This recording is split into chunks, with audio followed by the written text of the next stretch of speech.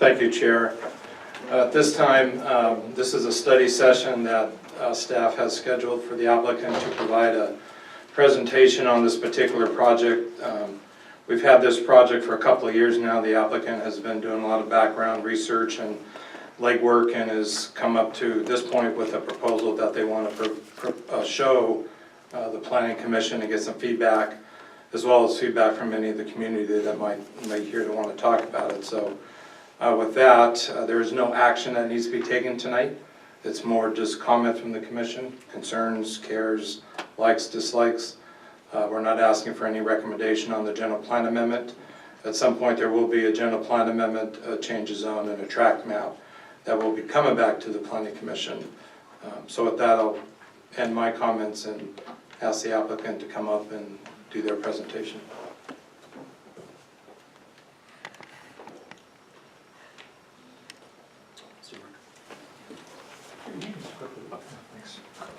Larry Markham, 41635 Enterprise Circle, Temecula, representing the applicant. Thank you for the opportunity to be here this evening, and thanks to Matt and Dan for all their input on this. If you could pull up, it's basically this area has started to become known as the Wildomar Trails area, with an idea that Baxter at some point may be, the name may be converted to Wildomar Trails to eliminate Baxter as a place name. Which is something that I think the city is looking into. It's not our proposal, but that's how this particular project has become to be known. We've been in process for about 3, probably almost 4 years. We've had a series of community meetings. We met here in your chambers for the first community meeting. We've met out on the site at a couple of residents on additional community meetings. I think in your package, we started out with a much bigger area. After we submitted our GPA zone change on our 2 particular parcels, staff asked us to expand that area. We expanded it out basically to include all the BLDR area to our west over to the existing commercial and industrial designations. After discussions with the first community meeting, we decided to shrink that back down to basically our sort of grid area, which you will see. We had subsequent community meetings and subsequent discussions with staff. Staff asked us to expand that a bit to take in the properties on the west side of Susan and a couple of parcels to the south of us down to the future city park. And so we've done that. We've had more meetings with the neighborhood, and basically now the area that you will see the exhibits on is, with the exception of one property owner, are all on board with this particular proposal. So, next slide. This shows you the area, which is immediately to the west of Forest Road and south of Baxter, where the L intersection is up there. Currently is BLDR.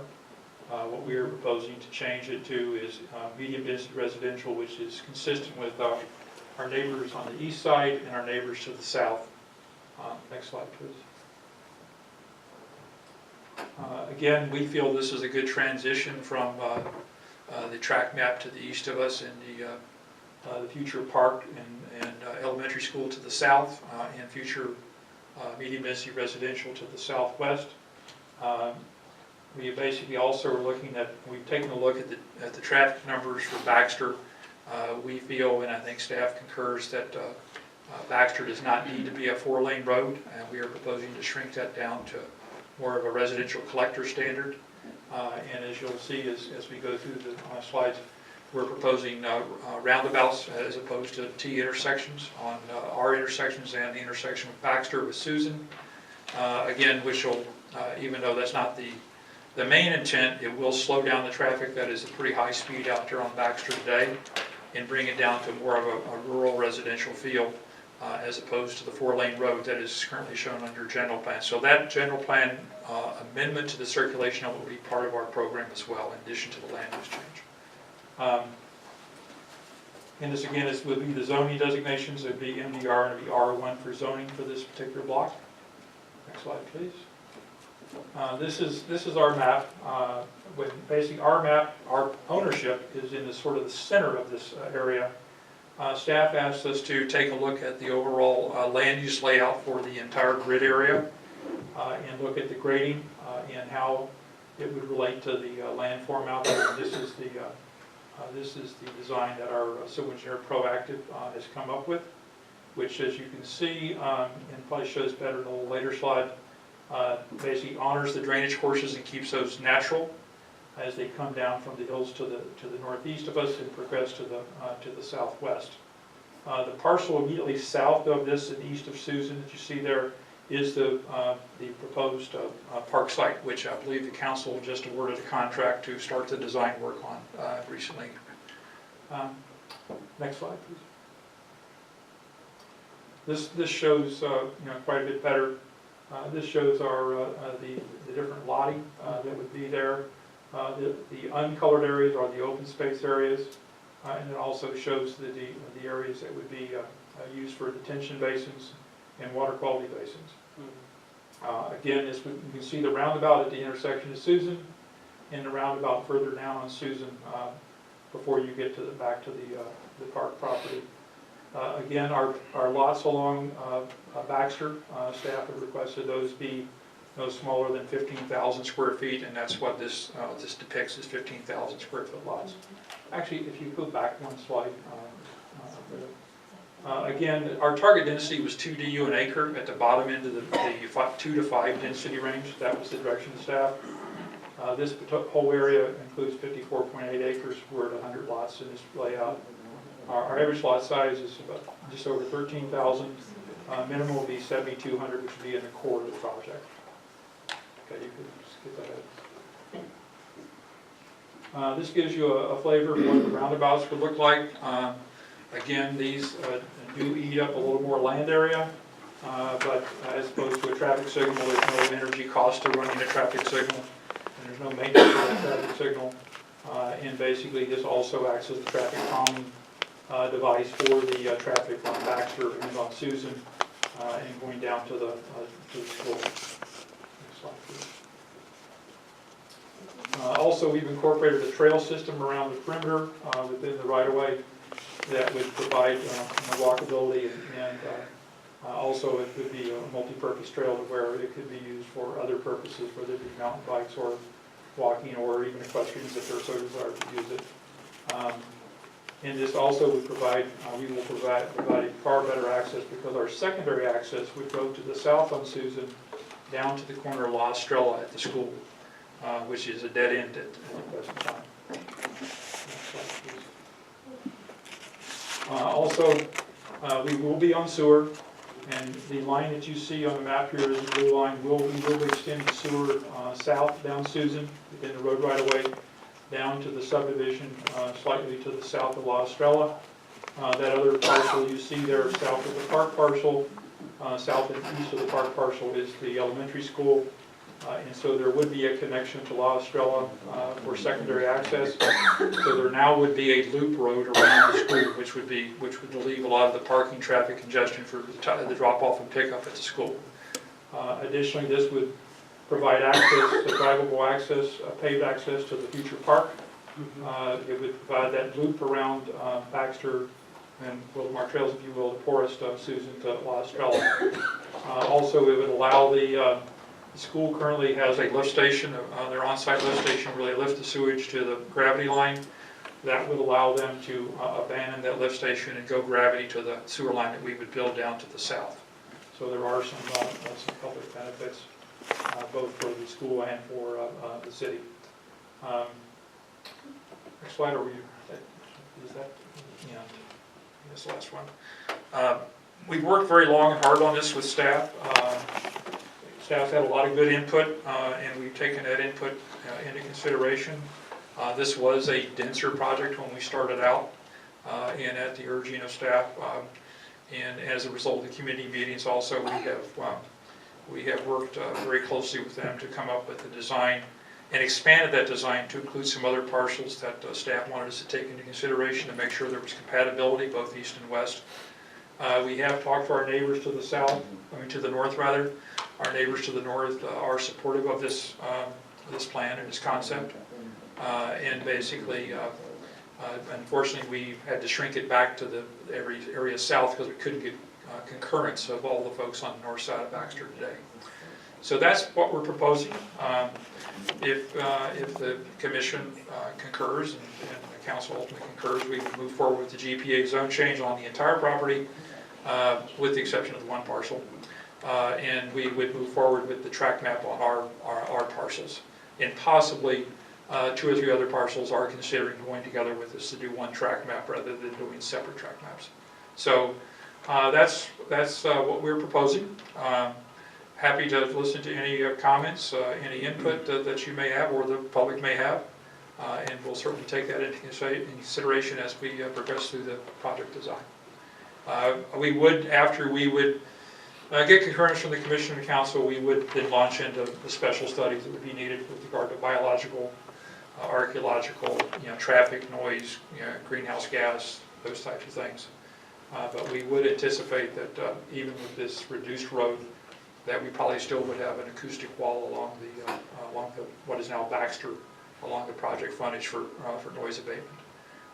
And we think we have pretty well stayed back away from all the biologically sensitive areas that are in the creek. We've looked at the vegetation mapping on the aerial photos, and we think we're pretty well consistent in anticipation of the biological constraints. So with that, happy to answer any questions, and we have our civil engineer, Mr. Staples, also to answer any questions you may have.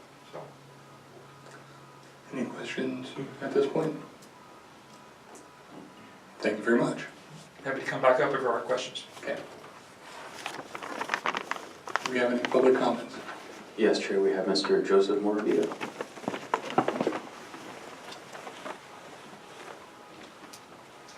Good evening. Before I get to my main comments that I've written down, isn't there already an existing home up there? And it looks like it's, in my eyes, not as good as it used to be, like F or something on that corner where the road goes in. So I'd be interested about that. And he did mention a sound wall, because I was going to have a question about project walls. Most new developments are set up like mini compounds with 6-foot block walls surrounding them. And assuming that would be on tap here too, wouldn't that ruin the southerly views currently enjoyed by travelers along Baxter?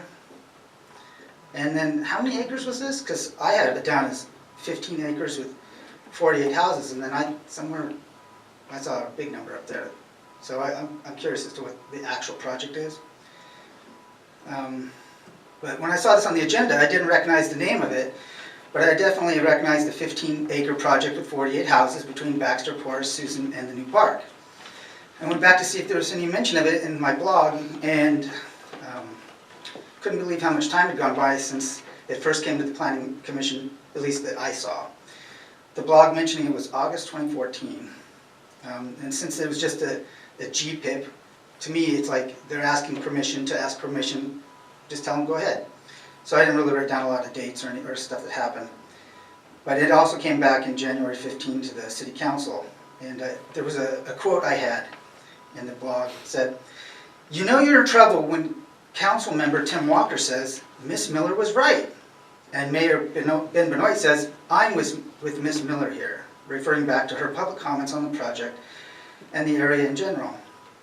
It was obvious then that the City Council was strongly urging the applicant to forget about the 48 homes on 15 acres. Well, since we're all here, I take it that they didn't heed their sagacious opinions on the matter. Since that time, I've fondly remembering the fuss over the Camellia project and how that ostensibly was only about getting the zoning map to agree with the general planned land use map. This seems like a no-brainer in reverse. That wasn't even 6 months ago, and it sure would seem hypocritical to think this one would get the green light, considering the position of the City Council on the other project. I'm usually one to chide people when they want to talk about Wildomar being rural, but if there are any rural parts of Wildomar remaining, they would be in that precise area. Just travel on Baxter and you'll see that both sides still have very natural look.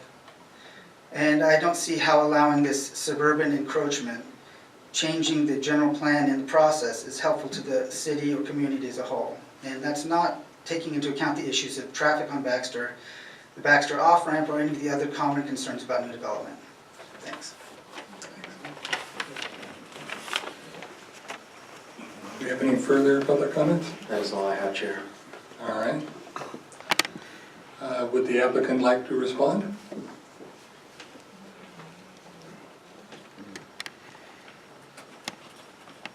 Thank you. Yeah, the project started out as a 15-acre project. That's the 3 parcels that Mr. Valencia owns. And that is the portion that we initially submitted the track map on, or ready to submit the track map on, and the zone change in the general plan amendment. We were urged by staff to do the outreach and look at expanding that area, and that's what we did actually 2 different times. Mr. Valencia went out and talked to the folks in the area.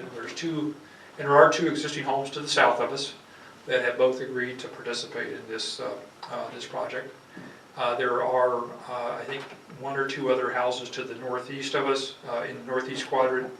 One has agreed to participate and one has agreed not to participate.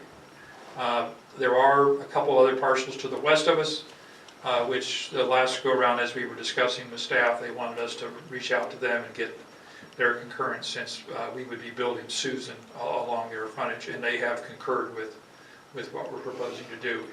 The parcels to the south of us and the parcels to the west of us will be probable participants in our track map.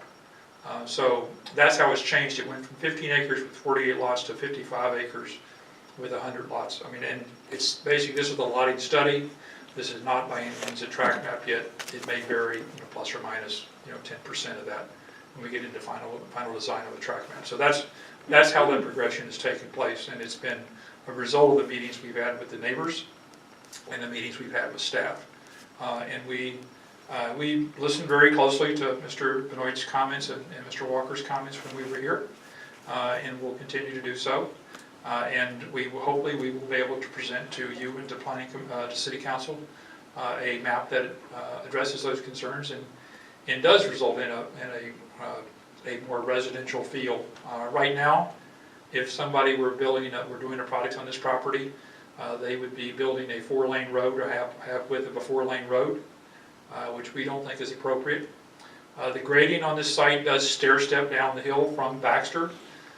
So the wall, if we can not have a wall, we certainly would prefer not to, but it may be required for acoustic purposes. Very definitely would be required if the 4-lane road stays in place on the general plan, because it carries a higher noise signature. So there really would not be any blockage of views from Baxter looking to the southwest down the valley, if you will.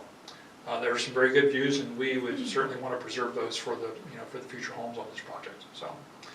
So yeah, that is how it has progressed over the last 3+ years. We did do 1 planning commission workshop. I think we did a city. We went through the GPIP process, and then we did a planning commission workshop a couple years ago, and then we did a joint commission council workshop. Yeah. So we've had actually, I think, 4 different times we've been before either the commission or the council, or both together. So. Just for me, can you identify the parcel for the individual on the northeast side? I think in your staff report, I think it points out the parcel on about page 5 of the staff report. You can see the notch-out parcel. Okay. That is, we did discuss it. Mr. Valencia did discuss it with those folks. We actually had the husband and wife. One wanted to be a part of it, one didn't want to be a part of it, and as I'm sure you can imagine, the wife won. So that was the discussion on that particular parcel. So, Okay. Thank you very much. I'm happy to answer any other questions that you may have. Do we have additional questions? No, just a recommendation to keep the lots as large as you can, because that is a rural area. And the views, and take advantage of those, like you indicated. Right. I think that would be very important for that area. It would be good for the community. And I think that's your staff, I don't recall if it's Matt or Dan or both, requested. We actually upped the lot size along Baxter to 15,000 square feet, so they're about 1/3 of an acre. And that was as a direct result of input from staff. So. I would just try and carry that more through the whole project as much as you can. Thank you. The roundabout on Baxter, I don't have that on or I didn't see, at least in my report. I saw that you had it more detailed, but I'm concerned if you're bringing it down to 2 lanes, we're building a beautiful park that's gonna attract a lot more traffic as well. My son goes to school there, so I drive it twice a day at minimum. So I already know what the traffic is like. I like keeping it a 2-lane road, I agree. I think it keeps it rural, keeps it nice looking. 4 lanes encourages traffic. But what's that roundabout gonna be like? We would do the traffic studies as part of this proposal to take a look at that, and that roundabout and the other roundabout would be evaluated for traffic capacity. Actually, roundabouts can carry a pretty substantial amount of traffic if they need be. This would be a single lane roundabout, it would not be a double lane roundabout, and the goal would be to keep both Baxter. Susan would be a 2-lane road, be a collector, and so would Baxter at that point. So they would be shrunken down from, I think currently Baxter is scheduled to be a 100-foot right-of-way road with a median. So it would be shrunken down from that to a residential collector, and that's what the traffic numbers bear out in the general plan. But we would have to take a look at this at a separate traffic study just for this project that would evaluate that. And that's one thing I forgot from Mr. Morbido's comments. And that would look at traffic all the way to the freeway off ramps too, and probably all the way down to Clinton Keith. So your staff would give us a scoping agreement that identifies the intersections that we have to evaluate and count. And I think one of the key elements would be the fact that you would now have sort of a loop around the elementary school where you could actually quite literally turn continually right to drop off and pick up children, as opposed to, I know a lot of folks sit in the right of way further north on Porus and wait for the school to let out, and it's quite a traffic nightmare out there today. And we think with connecting La Estrella to Susan and allowing a way to go, basically all the way around the school, if you would, that would actually alleviate a lot of the traffic congestion during drop-off and pickup times. So. Thank you. And from what I understand, roundabouts are especially good around schools and churches where you have sporadic traffic, heavy traffic in one direction. That way you can get a lot of people through, it doesn't bog down traffic, works out very well. Like the airport. I appreciate the work that's gone into this, because I remember your previous presentation that was more like Sedco Hills and looking at a smaller segment, and now you've talked with more of the neighbors and are looking at a bigger plan, but it is still medium density residential, and this is very low density residential currently, and so I know there's medium density residential nearby, but consider low density residential. If I think it's going to be a real hard sell to get a change of general plan, but low density residential would be more palatable than medium density residential, because you do have, this is overlooking our regional park, and also because of the slope, it is overlooked, it's a beautiful view area. And so if homes are being stacked in there closely, it's not going to be as unique and as really as outstanding. So, and the roundabouts, are those level, or are those like, are they like a velodrome? Are they flat? Mostly flat. Okay, because Baxter's really fast if you don't want to go on the freeway. So that would be calming, traffic calming, that would be good for some people. So, but yeah. There's a design process to roundabouts. We're designing one right now. We're working with this engineer on designing one at the corner of La Paz and Inez in Los Ranchitos in Temecula. And that was specifically requested by the HOA versus the traffic signal, which is warranted today. And so we proposed a roundabout, and the city has agreed to the roundabout there, so that'll be built here fairly soon.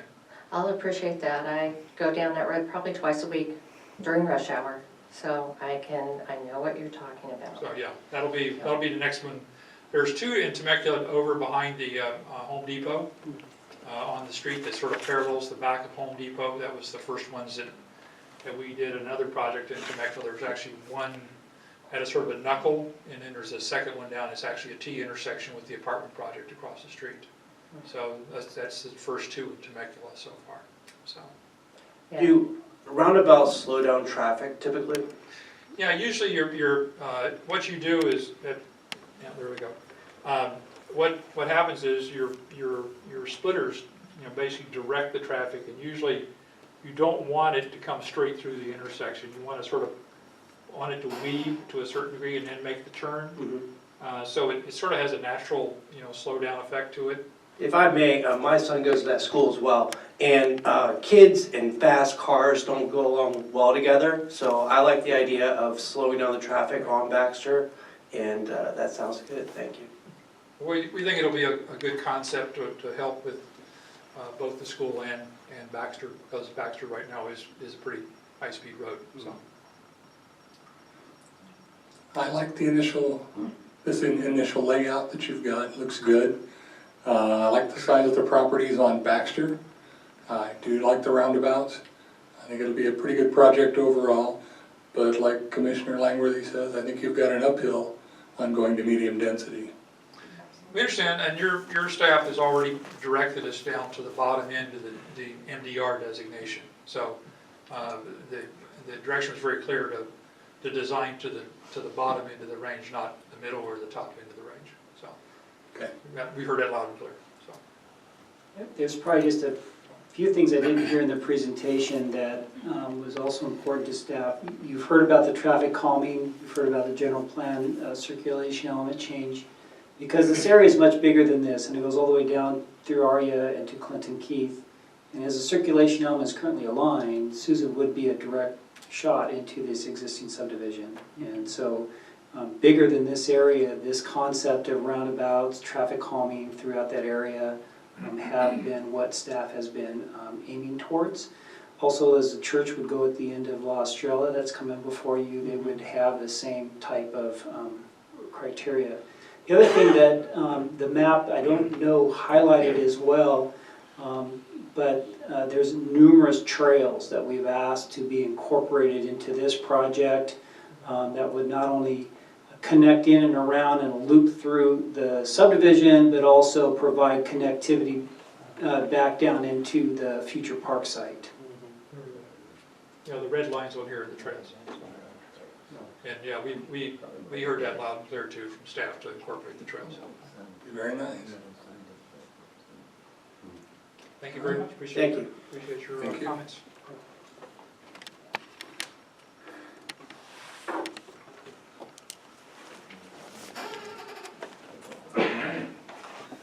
That closes up 3-2.